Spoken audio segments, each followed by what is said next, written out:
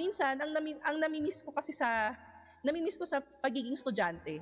Hindi, pero yun nga, di ba? Pag kunwari cosplay mania, no? Tapos mga estudyante kayo, parang sabay-sabay kayong pupunta. Kung sino yung mga, uy, tara, punta tayo uy, tara, punta tayo gano'n. Uy, sa weekend anong di ka pupunta? Ganun yung mga namimiss ko sa school bilang student Parang lahat kayo, bakante kayong lahat Sabado, bakante kayong lahat Friday night. Kasi magkakaklase kayo estudyante kayo Parang, alam mo yun, parang hihingi-hingi lang ng baon, titipid-tipidin yung sarili, hindi magla-lunch ng gaano, bibili lang ng tinapay, pang lunch, tapos yung matitipid, pang walwal na, pang cosplay mania na, ganon.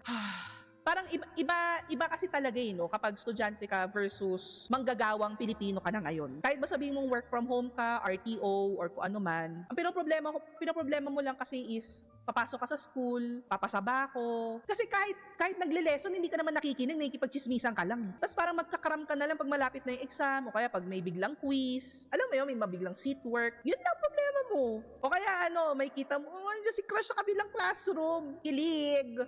Problema ko dati grades, ngayon bayarin, utang, Shopee Pay Later bills. At luho at bisyo. Ngayon, pinaproblema mo na kapag hindi ka pumasok, wala kang pera, may chance na matanggal ka sa trabaho. Pag natanggal ka naman sa trabaho, wala kang wala kang nang aasahan kundi sarili mo. Ito na yung real life kasi, nandito ka na sa real world kasi. Nung estudyante ka pa lang, parang medyo sheltered pa ng konti. Although, may mga instructors naman, may mga professors naman na binibigyan ka ng taste of reality from time to time, pero you're still sheltered sa school. Whereas dito, tas kinukupit pa tax ko, puta, di ba?